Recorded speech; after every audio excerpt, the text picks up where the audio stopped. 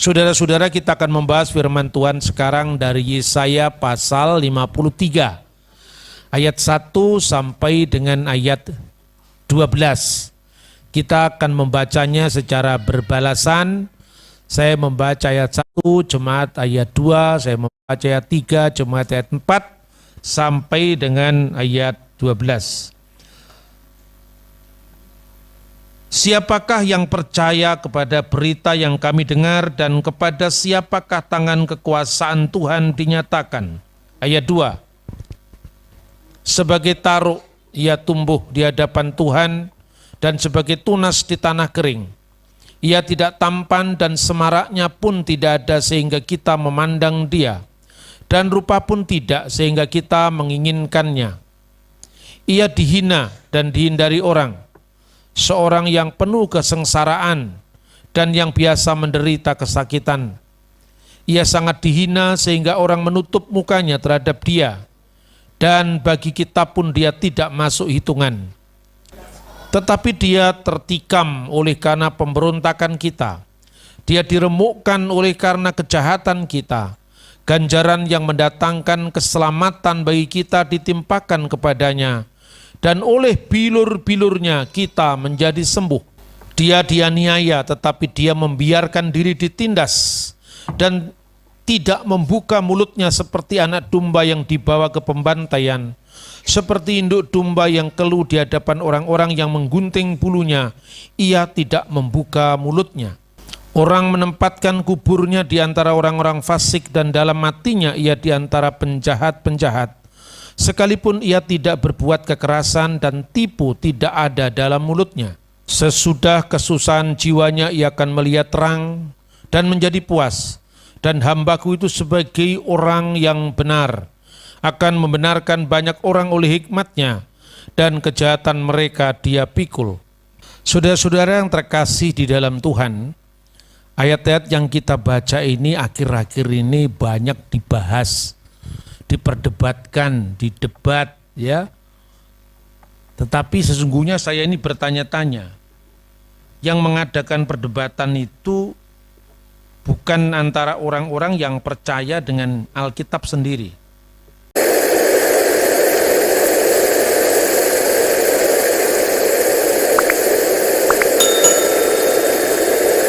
Tapi antara mereka yang tidak percaya lalu mengejek Alkitab. Saya bertanya, lalu hak mereka apa untuk mereka itu membahas kitab suci padahal mereka tidak mempercayainya? Itu yang kita lihat, kita hadapi akhir-akhir ini di Indonesia.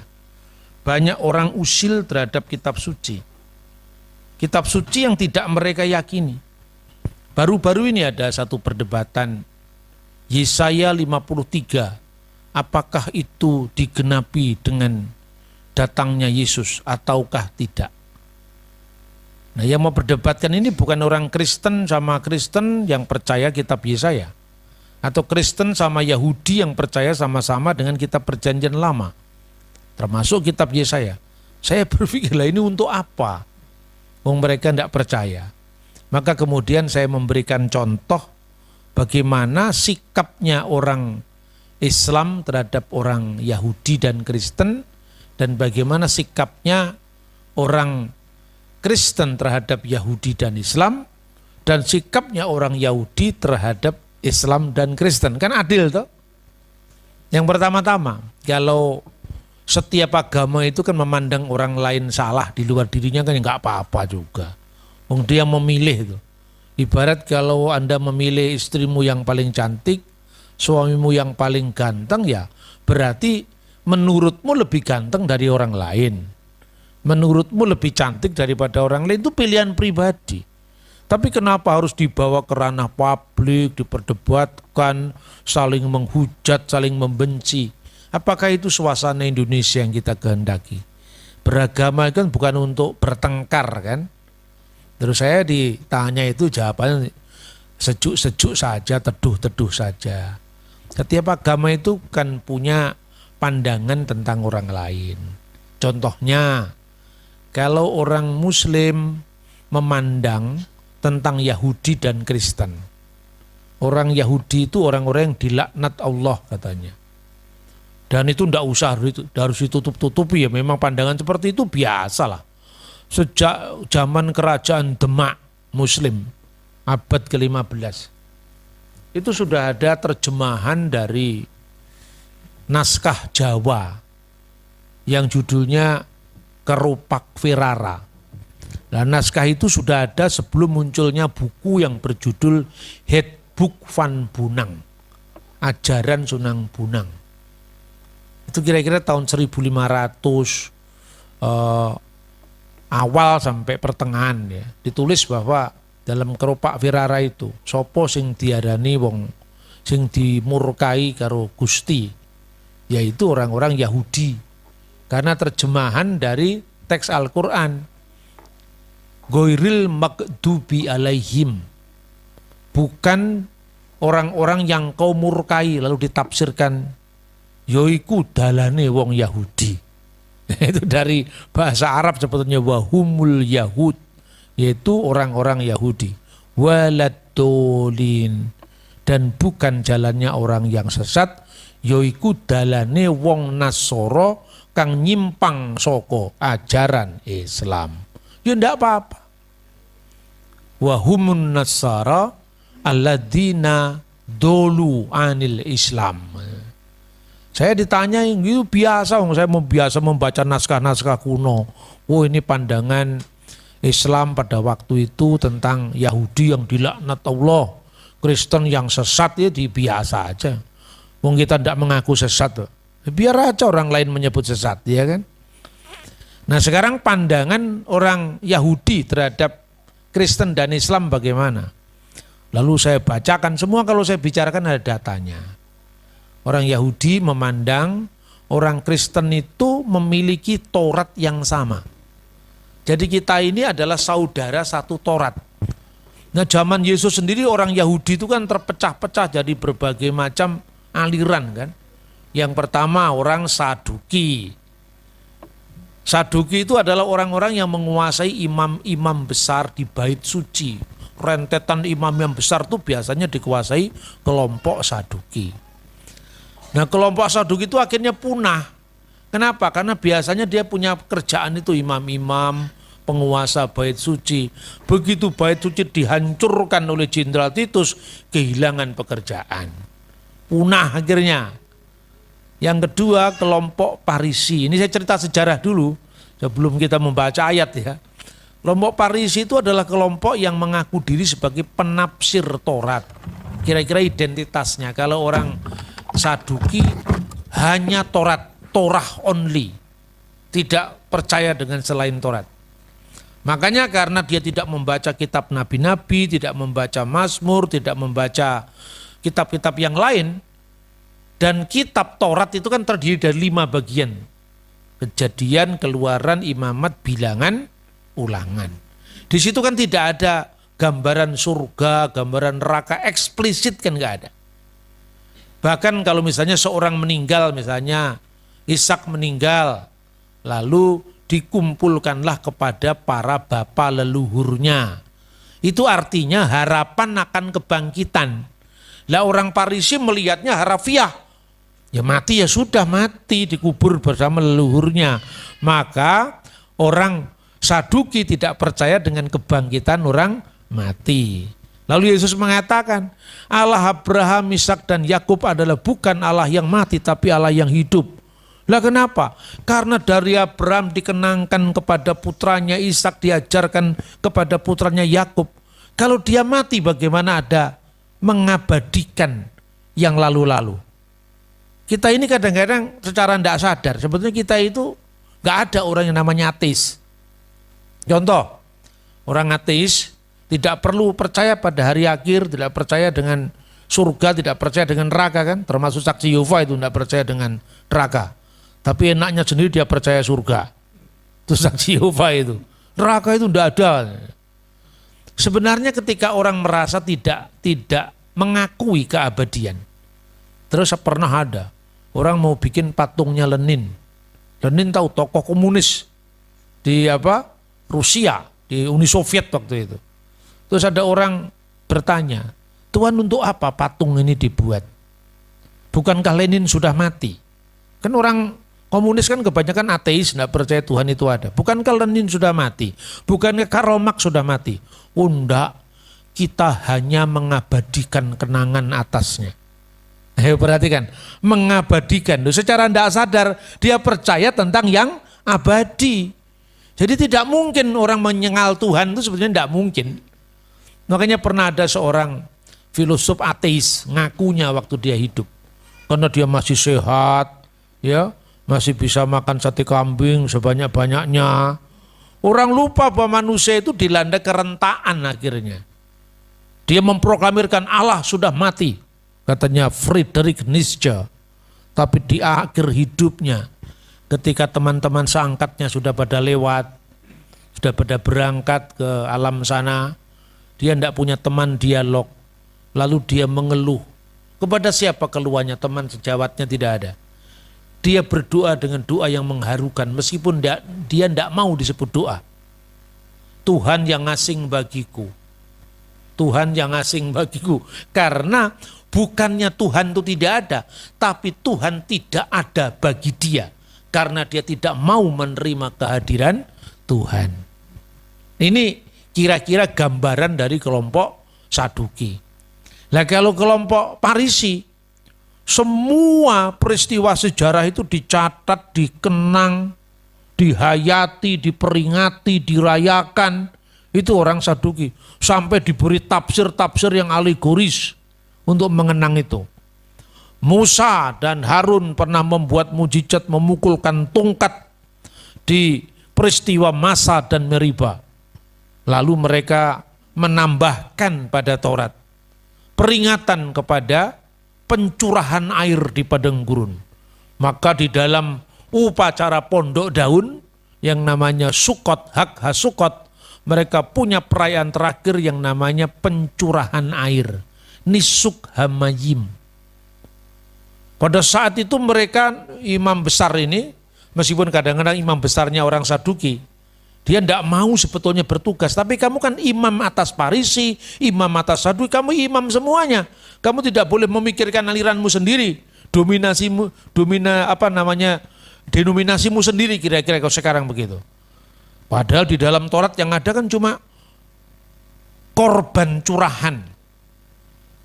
Pencurahan minyak itu, nggak ada kan di dalam kitab Taurat pencurahan air. Tapi kan peristiwanya ada, yaitu apa? Peristiwa Meriba. Maka dia ngambil kolam Siloam dengan paksa hati, dengan enggan hati, diambil dari kolam Siloam, lalu air itu diciprat-cipratan ke bawah. Dan orang-orang Yahudi berebut cipratan air berkat itu. Makanya kalau orang ada ritual yang dianggapnya aneh bagi dia, tidak usah dianggap aneh, itu kan ekspresi manusia. Dia ciprat-cipratkan pintu. Di tengah diciprat-cipratkan air. Di tengah-tengah orang-orang Yahudi sedang berebut cipratan air itu, Yesus datang di tengah-tengah mereka. Yohanes pasal 7:37. Barang siapa haus, hendaklah ia datang kepadaku dan minum. Jadi kadang-kadang Yesus itu Farisi ya diterima kalau dia benar, tapi kalau dia salah dikritik misalnya. Orang Farisi itu, saudara-saudara, karena bait suci itu dikuasai oleh saingannya Saduki, dia nggak dapat apa-apa. Persembahan-persembahan dikelola sama Saduki, termasuk persembahan persepuluhan, persembahan buah sulung, semua orang Saduki.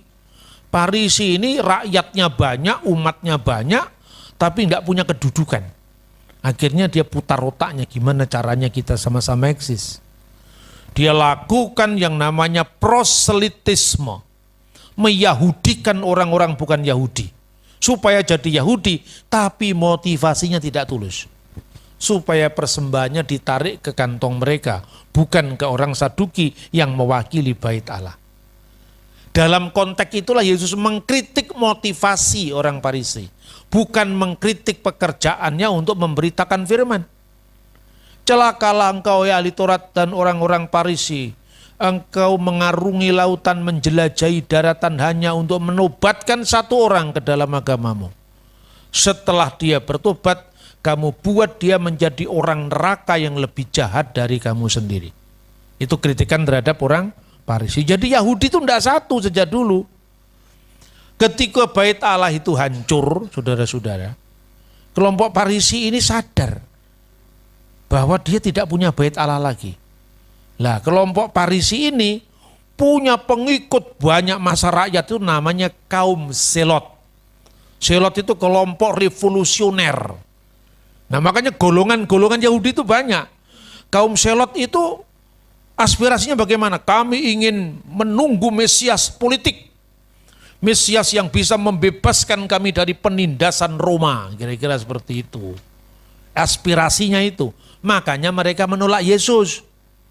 Karena Yesus itu tidak bisa diharapkan. Dia bukan Mesias politik pembebas. Malah dia mengatakan kerajaanku bukan dari dunia ini. Mereka menyambut Yesus ketika Yesus memasuki dari Betfage menuju ke Yerusalem. Dielu-elukan dengan daun palma. Hosana sang putra Daud, besok salibkan dia karena nggak cocok dengan harapannya.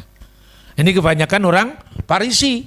Lalu orang-orang Zelot ini melakukan pemberontakan terhadap Roma. Ini khotbah jarang kalau cerita sejarah ya. Tapi kalau saya khotbah cerita sejarah supaya Anda tahu ayat ini kalau mau diputer-puter orang nggak bisa muter-muter lagi. Kita tahu sejarahnya. Kemudian orang-orang Zelot ini melakukan pemberontakan. Nah, pemberontakan ini yang disebut perang Yahudi pertama. Berakhir dengan apa? Runtuhnya bait suci oleh Jenderal Titus. Orang Yahudi mengenang itu yang namanya Tis'a B'Av, tanggal 9 bulan Ab. Itu kira-kira 5 Agustus tahun 70 Masehi. Yesus sudah menubuatkan tidak satu pun batu terletak di atas batu yang lain, semua akan diratakan. Dan kenyataan kan? Tapi sebelum bait Allah itu hancur, ada seorang rabi namanya adalah Yohanan bin Zakkai. Rabi ini sadar, wah sebentar lagi kita tidak punya kebanggaan. Sebentar lagi kita tidak punya bait suci.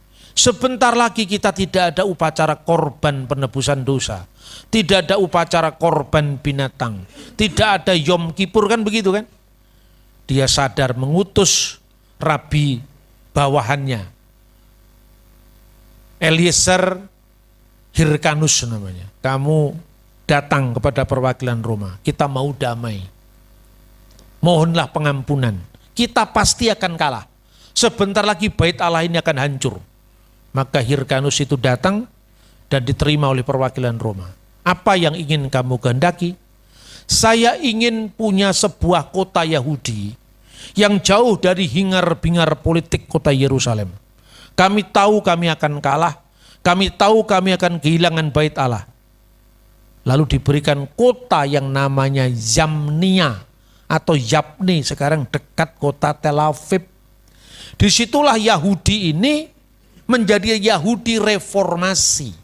Yahudi tanpa bait Allah, Yahudi tanpa korban, Yahudi tanpa tabut perjanjian, Yahudi tanpa perayaan-perayaan besar, hanya perayaan-perayaan doa di luar bait Allah, sehingga pusat ibadahnya tidak lagi di bait Allah, tapi di setiap sinagogi, rumah ibadah di seluruh dunia. Itu sejarahnya. Lah orang Yahudi yang sekarang bertahan itu dari Farisi ini, saudara-saudara. Makanya Kristen jangan minder. Yahudi aja tidak percaya Yesus, tahu sejarahnya dulu. Yahudi yang mana? Inilah orang-orang Yahudi yang disebut Yahudi Rabinik. Dari zamannya Rabi Eliezer tadi atau Rabi Yohanan bin Zakkai tadi seniornya. Lalu muncullah Rabi Akiba. Perang Yahudi kedua, tahun 135, Yerusalem benar-benar dihabiskan, diratakan.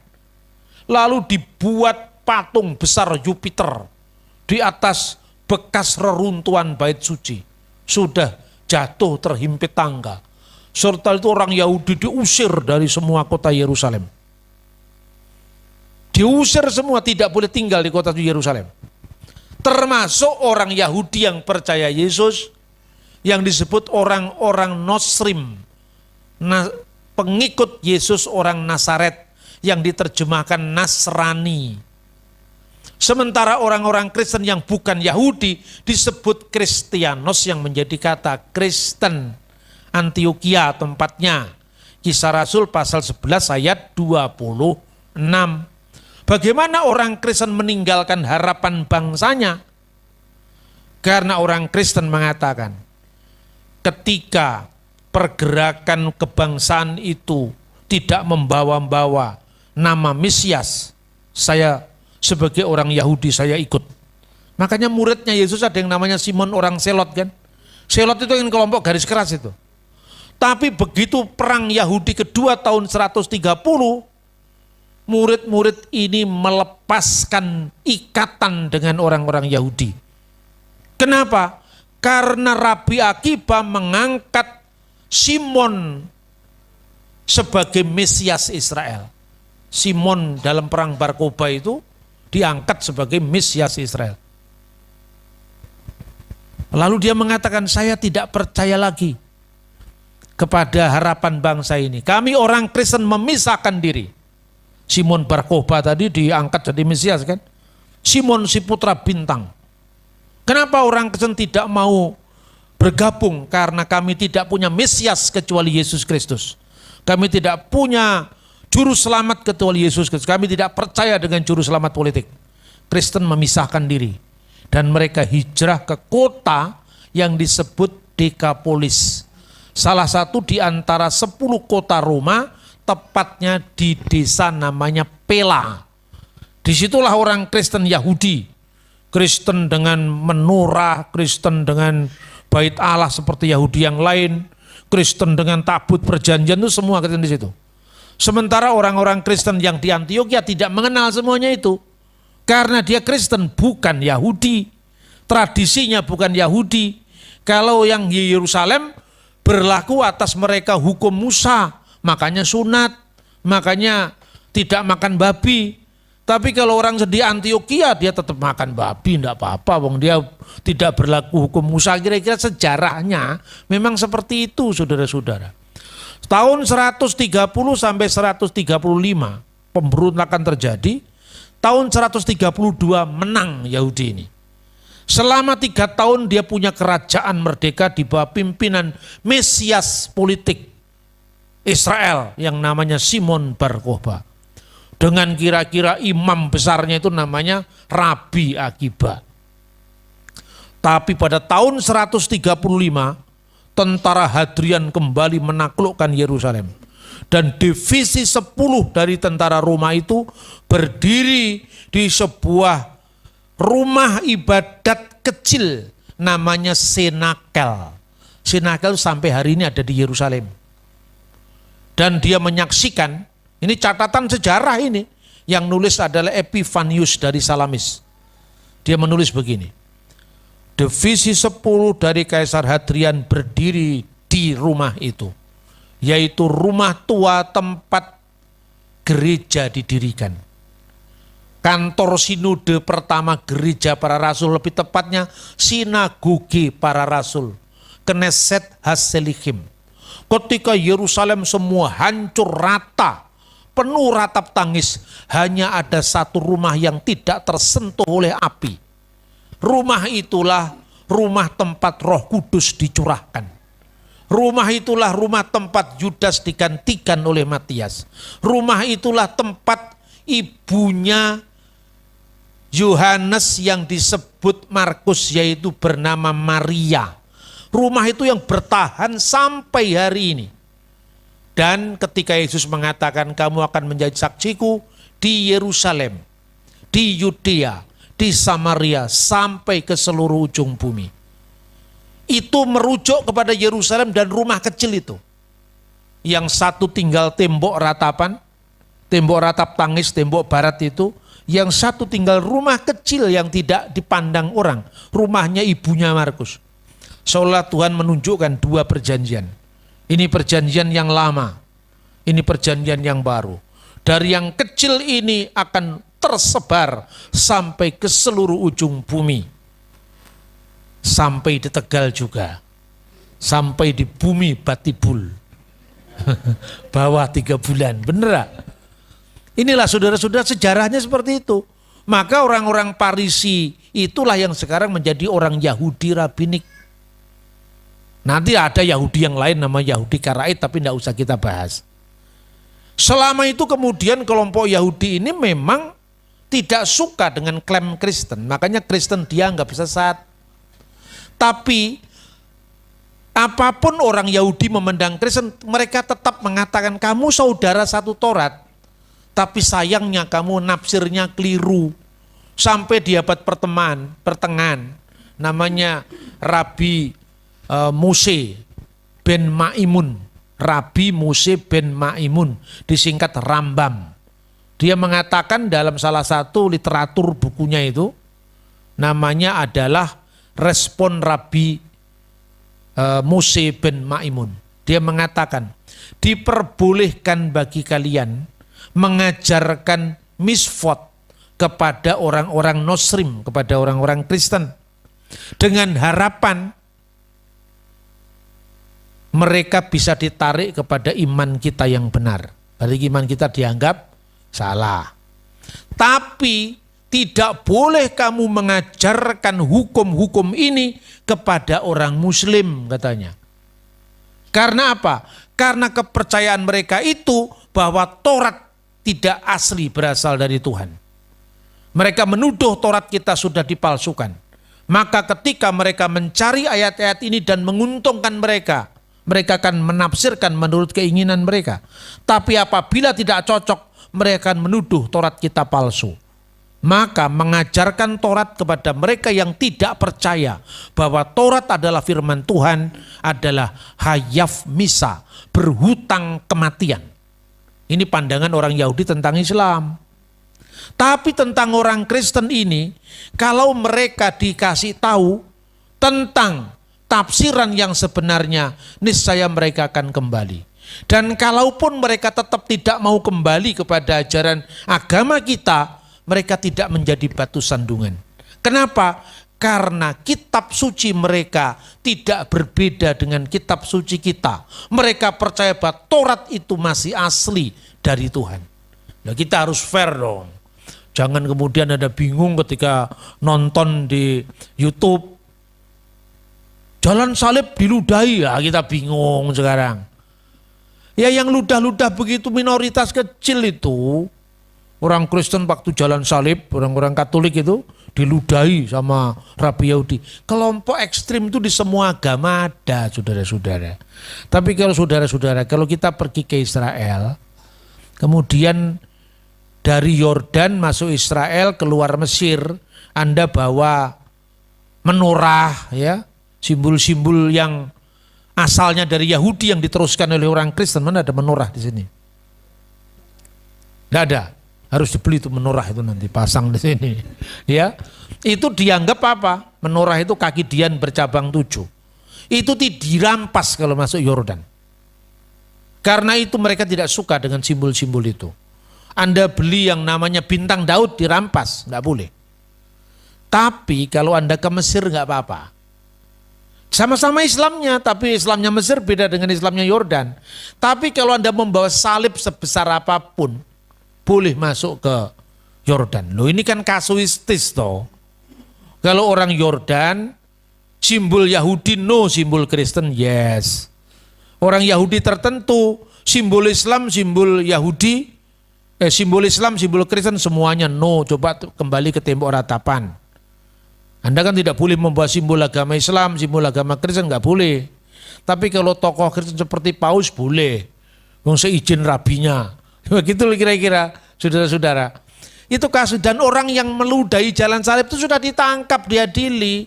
Oh dibesar-besarkan. Dan kita melihat agama, melihat sejarah agama itu dari akarnya.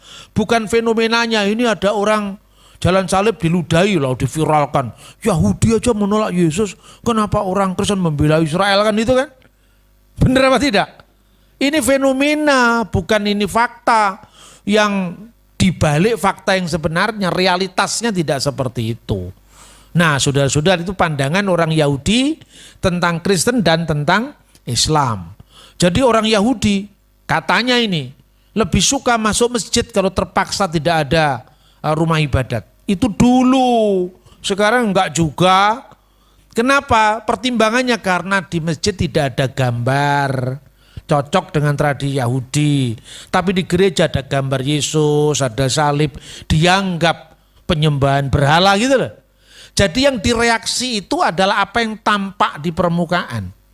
Tapi 60 rabi-rabi Yahudi menandatangani deklarasi tahun 2017, judul deklarasinya melakukan kehendak Bapa Surgawi, mengakui Kristen tidak menyembah berhala. Itu kan perkembangan. Jadi di kalangan Yahudi ada yang moderat, ada yang fanatik. Di Kristen pun juga mirip. Ada yang menghadapi Islam itu seperti musuh besarnya. Ada yang sahabat lah, beda ya beda. Tapi tidak usah dipertengkarkan. Bagi kita gimana pandangan kita tentang Yahudi, tentang Islam? Boleh dong. Kita dipandang Yahudi sebagai salah menafsirkan Taurat, ya nggak apa-apa. Ya, maka kalau kita memandang orang lain juga jangan disalahkan. Bagi kita orang Kristen, orang Yahudi saudara satu Taurat. Sama dengan orang Yahudi memandang Kristen. Karena kitabnya Yahudi itu sama dengan kitab kita Alkitab ini. PL-nya saja, PLPB-nya dia tidak percaya. Perjanjian lamanya dia percaya, itu Yahudi. Dua agama berpisah 2000 tahun, kitab sucinya masih sama, apa bukan keajaiban dunia itu? Nah itulah sebabnya orang Kristen juga punya pandangan tentang Yahudi. Yahudi itu saudara kita dalam satu Taurat. Umat Tuhan dalam penantian. Karena mereka masih menanti Sang Mesias. Kalau kita umat Tuhan dalam penggenapan. Gitu loh. Bagi kita orang Yahudi, mereka itu adalah beriman kepada Allah yang sama. Allah Abraham, Allah Ishak, Allah Yakub. Tetapi Allah yang belum menyatakan diri secara paripurna dalam Yesus Kristus.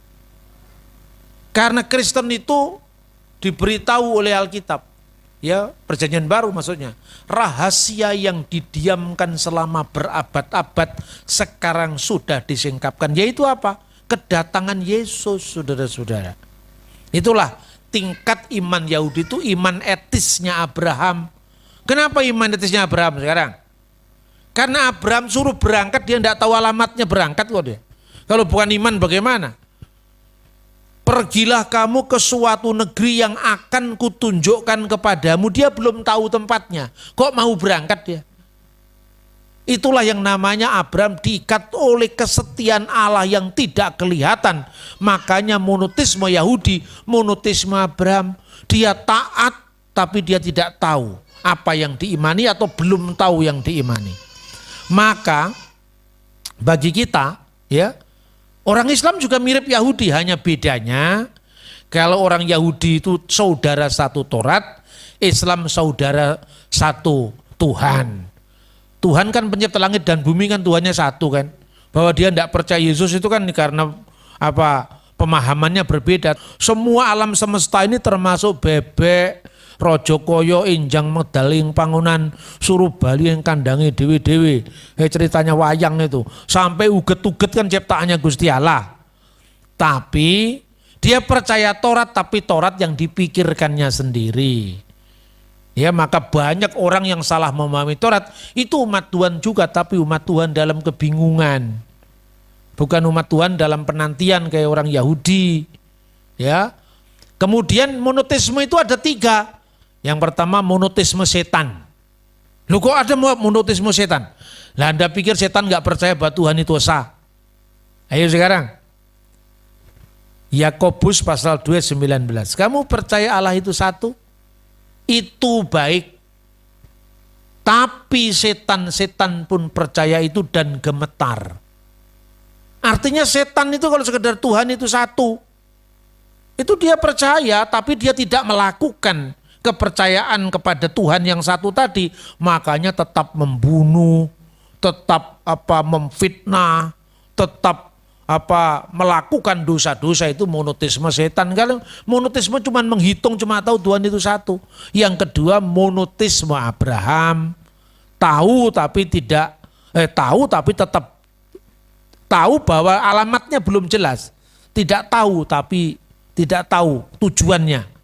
Tapi karena Tuhan yang suruh, dia berangkat dengan iman. Nah, monoteisme yang tertinggi itu bukan lagi monoteisme hitung-hitungan, tapi monoteisme keselamatan.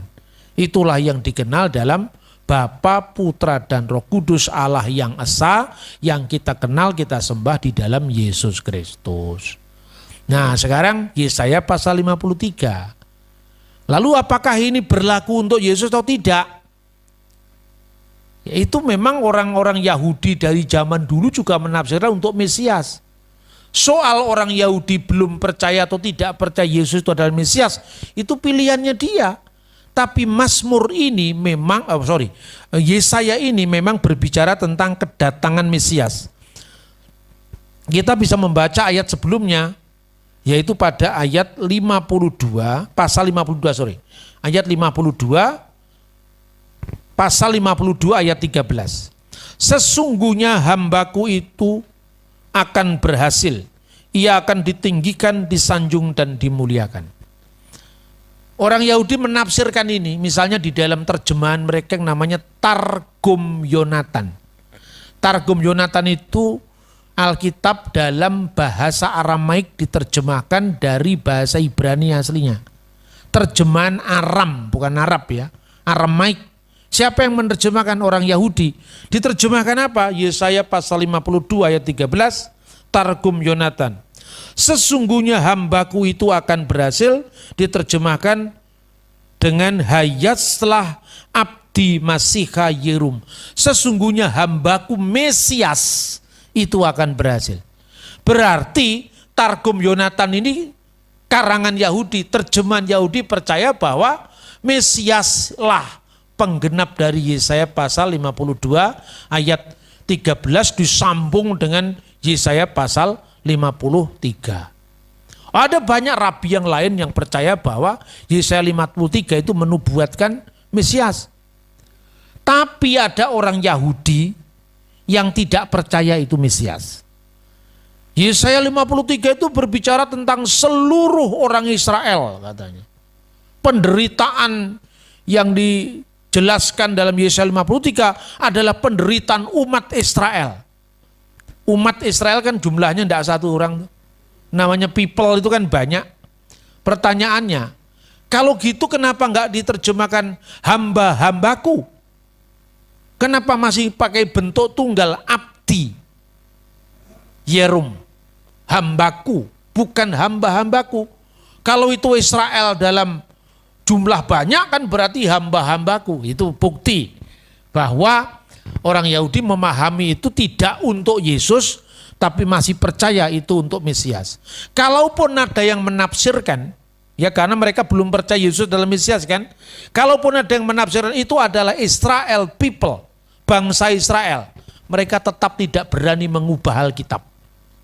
Mereka demi supaya gampang orang paham, hamba-hambaku, enggak. Dia mengatakan tetap hambaku. Tafsirannya beda, Alkitabnya tetap sama. Itu bukti bahwa Alkitab kita tidak pernah mengalami pemalsuan. Nah, saudara-saudara, lalu ada teks-teks selanjutnya itu semua digenapi di dalam Yesus. Misalnya, dia akan disebut taruk atau tunas. Tunas itu bahasa Ibraninya netzer. Kata netzer itu yang menjadi kata Nasaret. Dan Nasaret itu yang kecil yang tidak pernah dipandang orang. Tapi dengan berkah keselamatan yang datang itu, kita mengenalnya Yesus orang Nasaret. Dia akan disebut orang Nasaret. Itu dari kata netzer. Maka kemudian orang tanya, mana ada ayatnya? Dia akan disebut orang Nasaret ya, karena teks aslinya memang netzer, teks bahasa Indonesianya tunas tadi. Lalu dia itu dianggap tidak rupawan, itu bukan berarti Yesus itu jelek, bukan ganteng, enggak. Pada saat dia mengalami penderitaan itu, dia enggak dipandang orang. Dia dilecehkan, buruk karena di sini tercabik-cabik waktu disalib itu, kira-kira penafsiran seperti itu.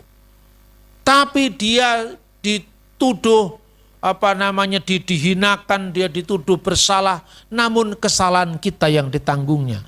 Dan dengan bilur-bilurnya kita akan disembuhkan. Dia sebagai korban penebus salah. Dalam ayat 9 malah dinubuatkan, dia ditempatkan kuburnya di antara para penjahat. Ya kan? Tapi makamnya atau dalam hal matinya di antara orang kaya, itu terjemahan terbaru. Karena apa? Kalau dalam Alkitab King James kan terjemahkan a rich man, orang kaya. Tapi dalam terjemahan bahasa Indonesia yang kita miliki sekarang, di antara penjahat-penjahat. Orang menempatkan kuburnya di antara orang fasik dan dalam hal matinya di antara penjahat-penjahat.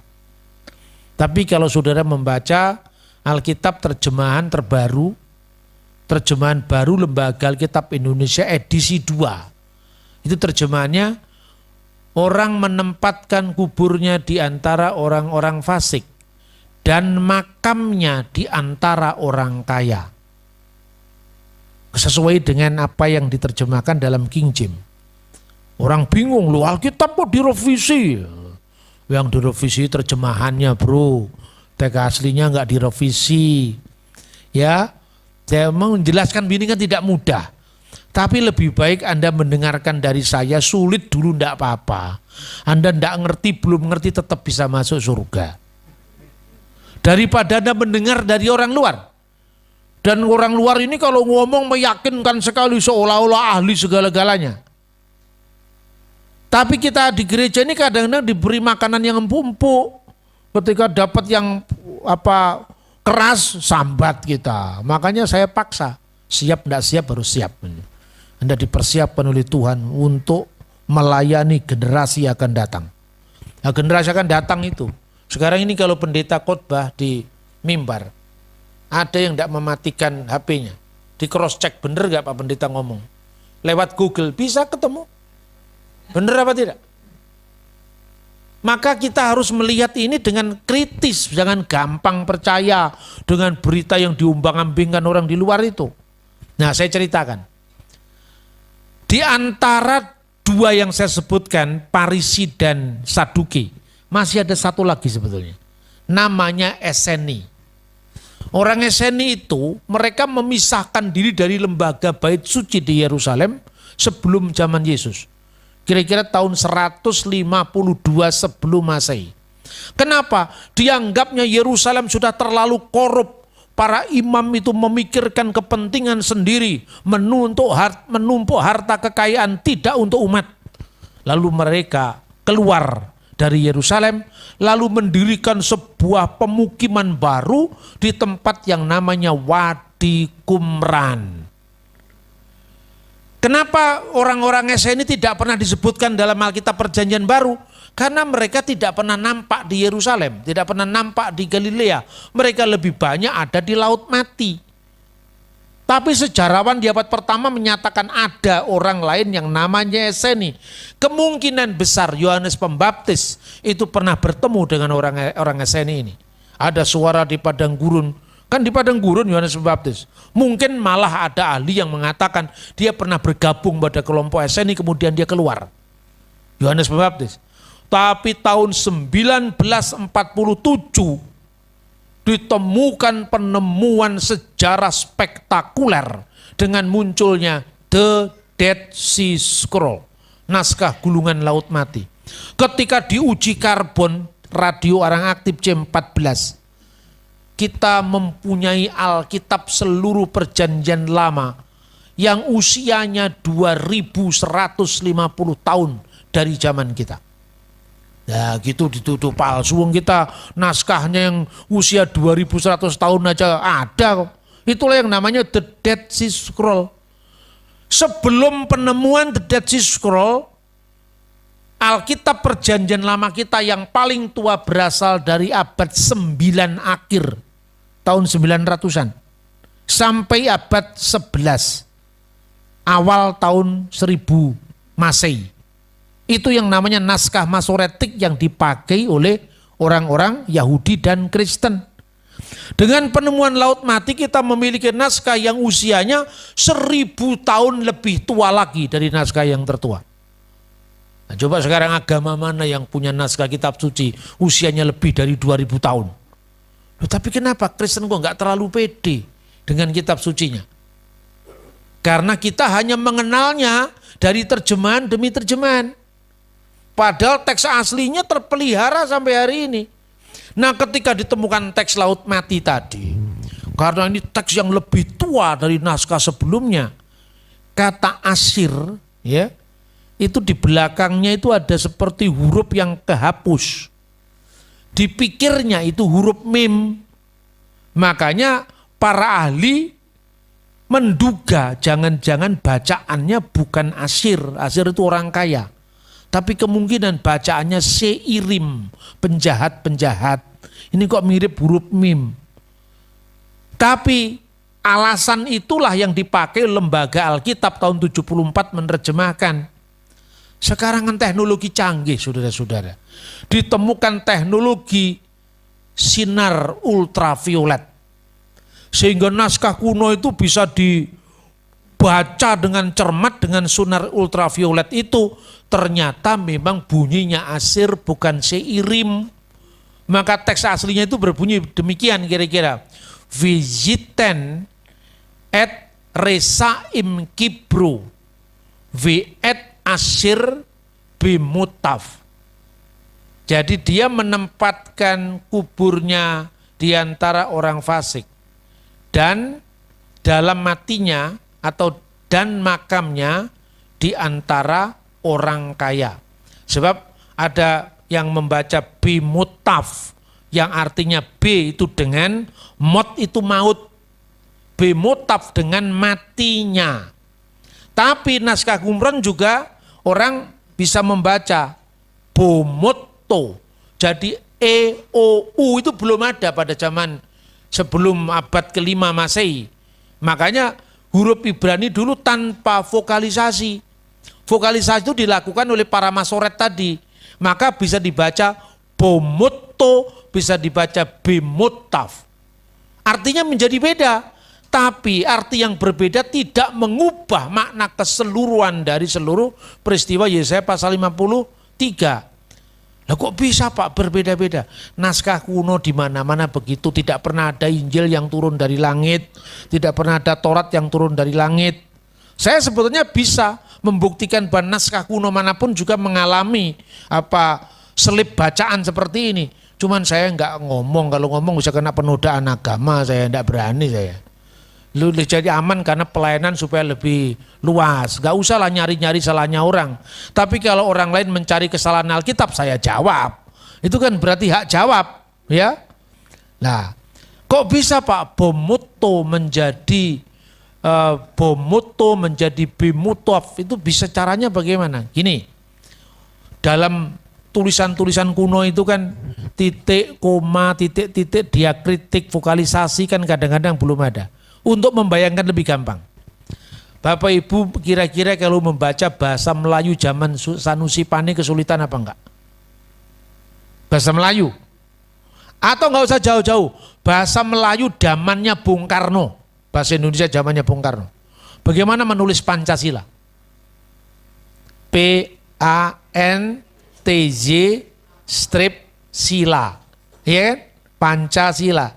C-nya TY. TJ Pancasila. Apa itu pemalsuan karena beda kan? Bukan pemalsuan karena cara menulisnya berbeda. Lah cara menulis yang berbeda itu juga bentuk huruf kadang-kadang berbeda. Kan itu bergeser misalnya ya. Zamannya Raja Daud. Huruf dalet itu bentuknya seperti segitiga ini. Dari mana kita tahu ini bukan ngarang? Ada prasastinya. Kalender pertanian di zaman Raja Salomo sekarang ditemukan. Namanya kalender Geser. Cari aja di Google, Geser kalender. In the time of King Solomon, muncul di situ. Sekarang ini semua sejarah itu bisa terungkap. Anda lihat huruf D-nya itu seperti kotak, seperti segitiga begini. Nah, segitiga begini dengan begini dibentuknya jadi perisai Daud. D itu artinya nama Daud. Nama Daud itu nilainya 14. Dalet itu nilainya 4. Vav nilainya 6. Dalet nilainya 4. 4 tambah 6 tapi jumlahnya 14. Makanya inilah silsilah Yesus Kristus anak Daud anak Abraham. Shefer Toledot Yesua Hamasia ben David ben Abraham. Dari Abraham sampai pembuangan Babel. Berapa jumlahnya? 14. Dari pembuangan Babel sampai dari Abraham sampai Daud jumlahnya 14. Dari Daud pada pembuangan Babel jumlahnya 14. Dari pembuangan Babel sampai kepada Yusuf suami Maria melahirkan Yesus jumlahnya 14. Itu angka namanya Raja Daud. Karena itu menjelaskan inilah silsilah Daud, bahwa juru selamat lahir dari benih Daud. Makanya ketika orang Samaria memprotes, kami tidak mau ikut Yehuda, tidak mau ikut keturunan Daud, dia merasakan Mesias yang akan datang yang mereka menyebut nabi pemulih. Dari nubuatan kitab Ulangan pasal 18-15 itu bukan dari Yehuda tapi dari suku Yusuf, kata orang Samaria. Ini perpecahan pertama Yahudi. Yesus tidak bisa mentolerir itu. Kamu menyembah Allah yang tidak kamu kenal. Kami menyembah Allah yang kami kenal karena keselamatan datang dari bangsa Yahudi. Karena Yehuda sukunya Daud. Jadi kebenaran Alkitab itu terungkap secara detail. Sak huruf-hurufnya juga bayangkan. Nah itu saudara-saudara. Makanya kemudian ungkapan seperti cara menulis dan yang berbeda itu nggak usah dipersoalkan, itu wajar-wajar saja. Tapi peta besar gambar sang penyelamat itu tidak berubah, itu justru kekayaan. Orang bertanya, kenapa Pak? Kok Tuhan membiarkan naskah Alkitab kedeleweran banyu dadi delewer sampai disangka huruf mim, sampai disangka kata seirim? Terus saya jawab, Tuhan itu kan tidak memperlakukan manusia seperti robot. Supaya kita pinter makanya disuruh meneliti. Nah ketika kemudian diteliti lebih jauh lagi ternyata bunyinya tetap asir. Tapi tentang bomut tadi, makamnya atau dalam hal matinya kira-kira seperti ini. Tadi saya nanya kepada yang ngantar saya ke sini, Pak berapa lama kira-kira ke Tegal? Ya kira-kira 3-4 jaman lah. 4 jaman lah. Kira-kira 4 jam itu zaman. Di sini akhiran yang menunjukkan kira-kira bukan pasti. 4 jaman lah Pak. Kira-kira 1000 tahun kemudian orang membaca. Berapa jauhnya antara Wonosobo ke Tegal? 3 zaman. Wah, zaman Jepang, zaman Belanda, zaman Republik. Masa begitu? Ayo sekarang. Ngomongnya seperti ini kan ilmiah. Saya lebih sejahtera dengan diberi Tuhan kesulitan seperti ini supaya kita meneliti, memahami, lebih dalam pemahaman kita. Didadi wong pinter kok ora gelem. Yesus itu menghendaki kita suruh jadi orang pinter, suruh jadi meneliti, bukan berangasan. Contoh yang kedua, bahwa kata sambung itu kadang-kadang dibaca dan orang bisa salah. Karena titik komanya belum jelas. Contohnya, menyang pasar, tuku kacang lanjaran. Ayo, sekarang kalau komanya tidak jelas gimana akibatnya? Menyang pasar, tuku kacang lanjaran. Berarti beli kacang dan beli jaran. Ini naskahnya koma titik komanya tidak jelas Pak. Jadi yang benar kita berdebat soal teks ini kan. Zaman kuno itu kalau dipahami zaman modern 1000 tahun, 2000 tahun wajar kan? Menurut kamus ini, wah misalnya kata lan artinya dan misalnya. Jadi artinya ini yang paling benar. Ke pasar beli kacang dan beli kuda. Tuku kacang lanjaran. Satunya ndak. Ini pasti penulisnya itu tidak cermat karena itu mestinya jeda. Karena kertasnya hampir habis, maka ditulis kacang lanjaran. 1000 tahun orang nyangka kacang lanjaran itu terpisah, padahal kacang lanjaran itu kacang panjang. Paham nggak? Kira-kira gampangnya gitu kan? Makanya kalau saya ajak ngomong-ngomong bahasa Ibrani kan kesulitan. Tak kayak contoh tuku kacang lanjaran. Nah sekarang, ketika teks itu tidak jelas, apa ndak ada cara lain? Ada, arkeologi, sejarah. Coba baca buku sejarah. Pasar-pasar di Jawa pada abad 19 biasanya di bawah pohon beringin, lalu penjual kacang, penjual madu, penjual bumbu-bumbu, penjual daging ada di bawahnya. Mereka hanya pakai tikar, karena itu kalau bangkrut namanya gulung tikar. Benar apa tidak? Karena dagangnya pakai tikar. Bahasa ini muncul karena konteks, gitu loh saudara-saudara. Nah, jadi tidak mungkin secara arkeologi berdasarkan sejarah dan temuan biasanya pasar kuda itu terlepas dari pasaran kacang dan sayur-sayuran. Maka teks ini tidak mungkin diartikan kacang dan jaran gitu loh. Paham nggak? Makanya baca Alkitab itu tidak hanya butuh teksnya di otak-atik, tapi konteks sejarahnya dan arkeologinya. Itulah hebatnya Alkitab. Amin. Ternyata ini clear semua. Nah, kapan penggenapannya? Yesus disalibkan di antara dua penjahat. Ya kan? Yang sebelah tetap menghujat. Yang sebelahnya bertobat. Yesus, ingatlah akan aku apabila engkau sampai di kerajaanmu. Lalu Yesus bersabda, sesungguhnya hari ini juga engkau bersama-sama dengan aku dalam Firdaus. Itu dalam Injil Lukas. Jadi mereka merencanakan karena matinya Yesus itu mati sebagai kriminal di mata Roma. Maka dia mesti dikuburkan di antara para kriminal. Tapi karena tidak ada kejahatan dan tipu tidak ada di mulutnya. Apa alasannya dia harus menguburkan di antara para penjahat? Maka kuburnya di antara orang kaya. Siapakah dia? Yusuf Arimatea. Sampai sedetil itu kita memahami kitab suci. Luar biasa kan? Itu nubuatan 700 tahun sebelum peristiwanya terjadi, saudara-saudara. Masih ada lagi satu contoh orang usil mempersoalkan Alkitab. Ayo kita baca lagi. Di dalam ayat 10 ya. Yesaya 53 ayat 10. Tetapi Tuhan berkehendak meremukkan dia dengan kesakitan. Apabila ia menyerahkan dirinya sebagai korban penebus salah. Ia akan melihat keturunannya. Umurnya akan lanjut dan kehendak Tuhan akan terlaksana olehnya. Nah, ada orang yang jumawa. Bagaimana dengan ayat ini, Pak? Umurnya akan lanjut, berarti Yesus jadi kakek-kakek dulu, Pak, baru digenapi. Padahal dia mati umur 33 tahun. Bagaimana ayat Alkitab tidak konsisten? Katanya nubuat, ternyata salah. Ya jangan keras-keras dulu ngomongnya. Golek keliru malah izin. Yang kedua dikatakan di antara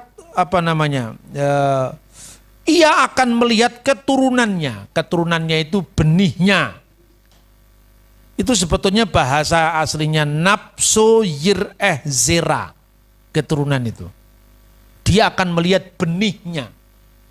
Lah benih itu maknanya bukan hanya benih jasmani, tapi juga benih rohani. Kata itulah yang dalam perjanjian baru juga pernah dijumpai dengan padanannya dalam bahasa Yunani. Karena kita ini dari keturunan Allah. Apa ya Gusti Allah itu beranak kan ya enggak. Artinya spiritnya orang itu berasal dari mana? Kalau dia berbuat jahat disebut anak-anak kegelapan. Bukan berarti ditafsirkan orang Papua. Itu rasialisme itu, rasisme itu, sorry. Tapi kalau anak-anak yang memilih yang kebenaran disebut anak-anak terang. Boleh juga disebut ini anak-anak Tuhan, satunya anak-anak setan. Itu kan perumpamaan, masa ngomongin perumpamaan aja enggak bisa. Kalau Allah punya anak, siapa bidannya, ketawa semua. Ya kan? Nah, keturunannya jin maknanya apa? Kita akan lihat kitab Kejadian pasal 3 ayat 15. Kata keturunan itu adalah Zerah. Kita akan lihat. Aku akan mengadakan permusuhan antara engkau dan perempuan ini, antara keturunanmu dan keturunannya. Uben zar'aka, uben zar'ah, keturunanmu dan keturunannya. Keturunannya akan meremukkan kepalamu dan engkau akan meremukkan tumitnya. Perhatikan, pertama, antara keturunanmu dan keturunannya. Keturunan perempuan itu siapa? Yesus. Itu keturunan secara fisik, karena Yesus benar-benar jadi manusia.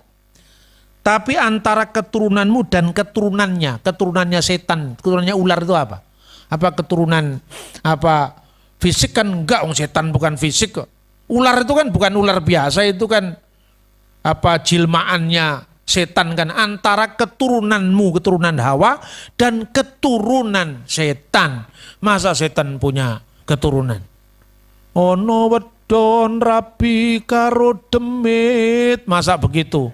Mana siji jenenge setan,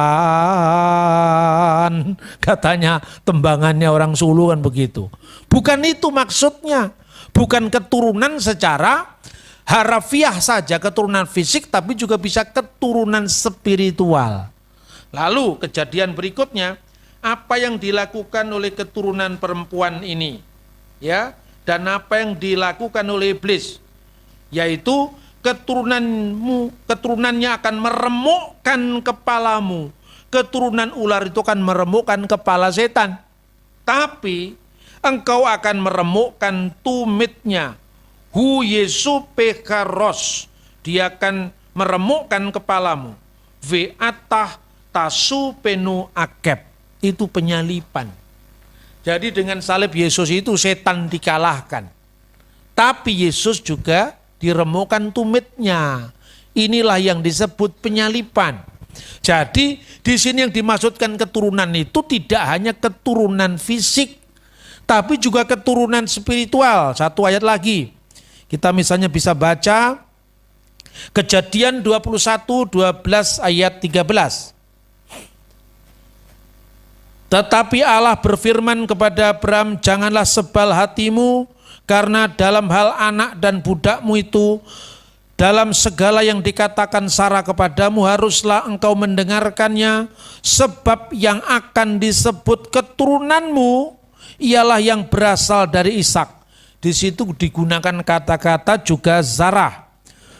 Ki be Yitzhak, zikari leha Zarah. Lalu ayat 13, tapi keturunan dari hambamu itu juga akan kubuat menjadi suatu bangsa, karena ia pun anakmu, maksudnya Ismail. Jadi yang disebut keturunan dalam konteks ini adalah benih mesianik. Maka bahwa keturunan Abraham yang melahirkan Mesias itu yang dari Ishak, bukan yang dari Ismail. Makanya orang Yahudi, terlepas dia belum menerima Yesus atau menolak Yesus, doanya Baruch atah Adonai Elohenu melek haolam, terpujilah engkau ya Tuhan Allah kami Raja yang kekal, Elohe Abraham, Allah Abraham, Elohe Yitzhak, Allah Ishak, Elohe Yakub, Allah Yakub, Magen Abraham, perisai Abraham. Tidak ada kata-kata Elohe Ismail. Bukan berarti Ismail dikutuk, tidak. Tapi Ismail bukan jalur mesianik di mana sang Mesias akan dilahirkan. Ini soal iman Yahudi dan iman Kristen. Jadi yang Ismail tidak boleh protes karena memang bunyi ayatnya seperti itu. Ya. Terus yang kedua, terakhir ini sekarang. Dan katanya dalam kitab Yesaya tadi, umurnya akan lanjut ya arik yamim, dan kehendak Tuhan akan terlaksana ya arik yamim. Yamim itu hari-hari. Hari-harinya akan terus berlangsung, akan lanjut hari-harinya, akan lanjut usianya. Pernahkah Anda berpikir Yesus jadi kakek-kakek tua? Tidak harus. Di mana ayatnya? Coba kita baca lagi. Kitab Daniel. Ya, kitab Daniel pasal 7 ayat 13 sampai 14. Aku terus melihat dalam penglihatan malam itu, tampak datang dengan awan-awan dari langit seorang seperti anak manusia. Datanglah ia kepada yang lanjut usianya. Siapa di sini lanjut usianya? Dan dia akan dibawa ke hadapannya, huruf besar. Ini Tuhan. Lalu diberikan kepadanya kekuasaan dan kemuliaan dan kekuasaan sebagai raja. Maka orang-orang dari segala bangsa, segala suku bangsa, segala bahasa mengabdi kepadanya. Kekuasaannya adalah kekuasaan yang kekal, yang tidak akan lenyap, dan kerajaannya ialah kerajaan yang tidak akan musnah, tidak akan berkesudahan. Kebar enas dalam bahasa Aram, ini bagian kitab Daniel ditulis dalam bahasa Aramaik, tidak lagi bahasa Ibrani. Kebar, ke itu seperti, bar itu anak, nas itu manusia. Kebar enas seperti anak manusia. Lalu dibawa ateh hawah ve'at atik yomaya. Atik yomaya itulah yang diterjemahkan lanjut usianya, bukan lanjut usia bahasa Indonesia. Kakek-kakek tua pakai teken, tidak.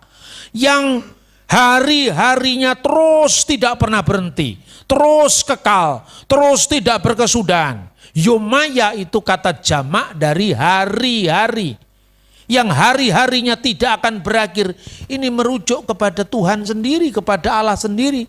Makanya di hadapannya, kepada Allah tadi, diberikan kepada sang anak manusia itu kuasa atas segala bangsa, suku, bahasa, dan bahasa menyembah dia. Jadi ingat ya, usianya akan lanjut, bukan dia gambarkan kakek-kakek tua, tapi asalnya dari kitab ini, kitab Daniel ini. Nah, dengan demikian hampir seluruh perjanjian lama, itu ratusan nubuat berbicara tentang kedatangan Yesus Sang Mesias. Nah, soal orang Yahudi tidak percaya atau belum percaya, yaitu karena dia Yahudi bukan Kristen. Tapi bahwa akarnya Yahudi, akarnya Kristen itu satu, yaitu Taurat. Maka kemudian jangan orang Kristen yang tidak paham mengatakan hukum Taurat harus dipertentangkan misalnya dengan Efesus, ya. Itu nanti kita bahas besok lah, saya bahas. Supaya lebih jelas sambungannya besok ketika berbicara tentang the Dead Sea Scroll, naskah laut mati. Tidak mungkin Paulus bertentangan dengan Yesus. Yesus mengatakan aku datang bukan untuk meniadakan hukum Taurat dan kitab para nabi, tetapi menggenapinya. Itu maknanya apa? Besok saya jelaskan. Moga apa yang kita pelajari dari penggenapan firman Tuhan dalam Yesaya 53 itu benar-benar meneguhkan iman kita, sehingga iman kita tidak gampang diombang-ambingkan oleh berbagai macam pandangan awam yang sekedar otak-atik, seperti mengotak-atik tuku kacang lanjaran tadi tanpa melihat konteksnya. Tuhan memberkati kita. Amin. Berikan kemuliaan untuk Tuhan kita Yesus Kristus. Bapa Surgawi, kembali kami naikkan syukur kehadirat-Mu Tuhan. Kami takjub, kami heran, kami merasa luar biasa firman-Mu digenapi dalam kehidupan Tuhan Yesus Kristus. Karena itu Bapa, terima kasih Engkau sudah mencerahkan kami dengan firman-Mu yang luar biasa. Detil penggenapannya di dalam Sang Kristus. Kami berdoa kepada setiap orang yang tidak percaya. Kalau mereka tidak percaya dan tidak mengganggu Tuhan, sentuhlah hati mereka.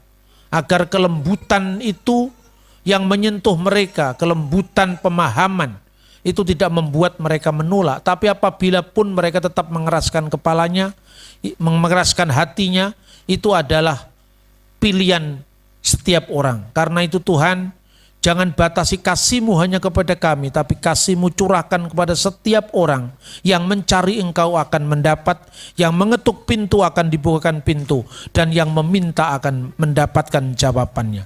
Malam ini kami percaya, Karena kalau engkau menggenapi firman-Mu begitu detailnya, engkau juga akan menggenapi apa yang kami inginkan, asal itu seturut dengan kehendak Tuhan. Terima kasih Bapa, terima kasih. Kami berdoa, mengucap syukur, menaik-naikkan segala puji-pujian itu hanya di dalam nama Yesus Kristus, Tuhan dan Juru Selamat kami. Amin.